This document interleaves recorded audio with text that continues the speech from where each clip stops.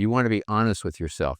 Doesn't mean you have to be hard on yourself, okay? If you're looking to do 10 push-ups, let's say, or your coach has told you have to do 10, and you do 8, that's okay. I mean, days are like that. Sometimes you can't do 10.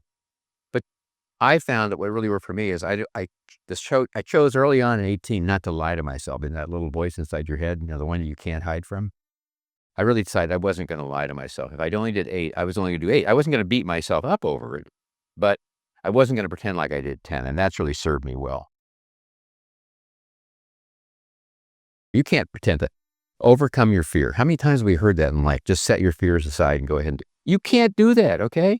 You've been conditioned through evolutionary prospect to use that fear for purposes of sharpening focus, running your adrenaline, making you more alert. That's why we're here, okay? These are the types of things that helped us survive. So her point on this was you don't set it aside. You come to terms with your fear. You recognize it, use it as an enhancement that can bring focus. It's true for a lot of our emotions. This idea of trying to deny them, you can't deny them. They're built into us. And one of the things you realize is this is what training's like. Does this look familiar to anybody? What you're trying to do is this green line. Or you're trying to start here, and you're trying to get up and improve as you go along. But if you start taking shortcuts, this is what happens. All right, anybody had this experience? Because I sure have.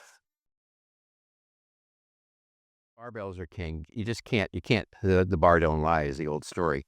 It doesn't matter how old you are or what your starting level of strength is, you can still work with barbells. Usually I talk to folks that have no idea what I'm talking about. They just think they're going to kill themselves, or they think they're going to blow up and look like, they start at 4'5" and they're going to look like Chris by the time they finish. That's not going to happen.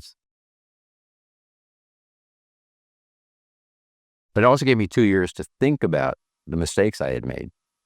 So I had a lot of time, and I spent a lot of time doing that. So when I went back in 2021, I was very, very focused on the mental aspect of it, of not making mistakes, and which is one of the reasons I think I was successful.